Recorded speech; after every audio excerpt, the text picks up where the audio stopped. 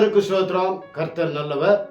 இந்த மே மாதம் வாக்கு தத்துவம் மல்கியா தீர்க்கதரிசன புத்தகம் 4வது அதிகாரம் 2வது வசனம். என் நாமத்திற்கு பயந்திருக்கிற உங்கள் மேல் நீதியின் சூரியன் உதிக்கும், அதன் செட்டைகள் கீழ் ஆரோக்கியம் இருக்கும்.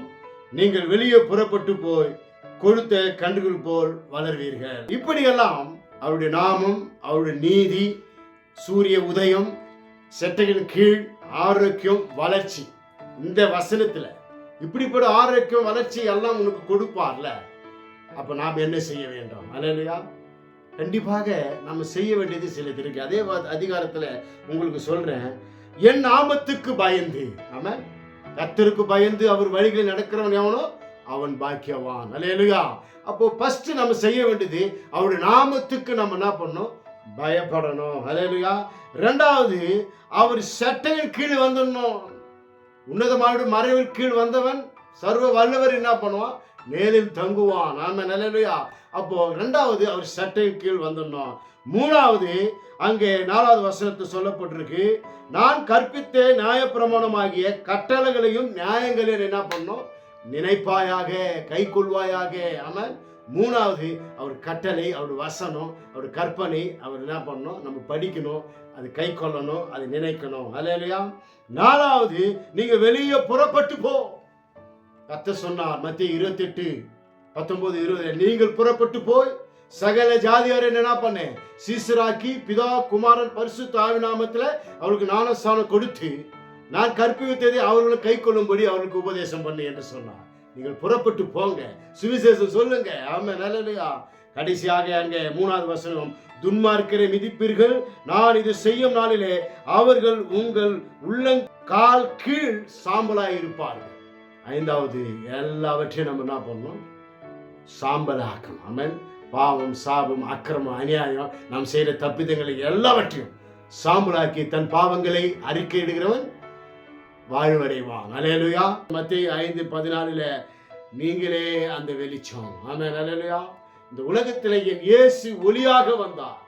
அந்த ஒளியிலே நாம் நடக்கும்போது நாமும் வெளிச்சமாக இந்த உலகத்தில் காணப்படுவோம். ஆமென். அல்லேலூயா. அவருடைய வசனம் பாதிக்கு நாம வெளிச்சமாக இருக்கிறது. அல்லேலூயா. வேதத்திலே அங்கே செட்டைகளின் நிழல், செட்டைகள் கீழ் உன்னதமானுடைய மறைவில் இருக்கிறவன் சர்வ வல்லவருடைய நேரில் தங்குவான், அவர் உன்னை சிறகுகளால் மூடுவார். அல்லேலூயா. என் இயேசு செட்டை என்று சொல்ல போனா சிறகுகள், ஒரு கழுகுடைய சிறகு எப்படி இருக்கிறதோ அதுபோல கேருபீன்களும் சேராபீன்களும் 6 செட்டைகளை விரித்து பறந்து கொண்டு போவார்கள். 2 செட்டை என்ன பண்ணுவாங்க? பறக்கிறதுக்கும், 2 செட்டைகள் மூடுவதற்கும் அங்கே பயன்படுகிறது. இன்னும் 2 செட்டைகள் அவர் தன்னுடைய உடம்பை என்ன பண்ணுவார்கள்? மூடிக்கொள்வார்கள். அப்போ கேருபீன்களும் சேராபீன்களும் செட்டைகளை விரித்து பறந்து போகும். அதே போல என் ஆண்டவர் உங்களை செட்டைகளில் மறைவில் மறைத்து உங்களை பாதுகாக்க அவர் வல்லவராய் இருக்கிறார். அல்லேலூயா.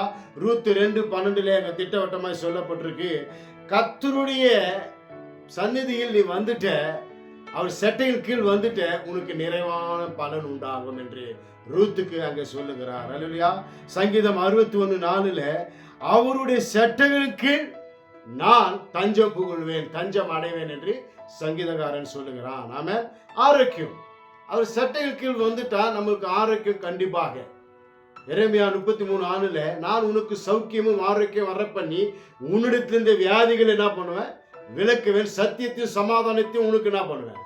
வெளிப்படுத்துவேன் என்று சொல்லி இருக்கிறார். ஆமென். எரேமியா 30:17, நான் உனக்கு ஆரோக்கியம் வர பண்ணி உன் காயங்களை என்ன பண்ணுவேன்? ஆற்றுவேன். ஆமென். அல்லேலூயா.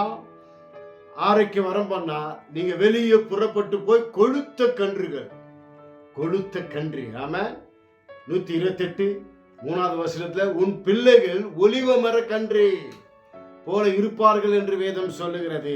சங்கீதம் 92:12, நீதிமான் பனையை போல செலுத்தி லீபனோனில் கேதுரு போல வளருவான். ஆமென். அல்லேலூயா. வளர்ச்சிங்க, கன்று போல வளர்ச்சி, பனைமரம் போல வளர்ச்சி.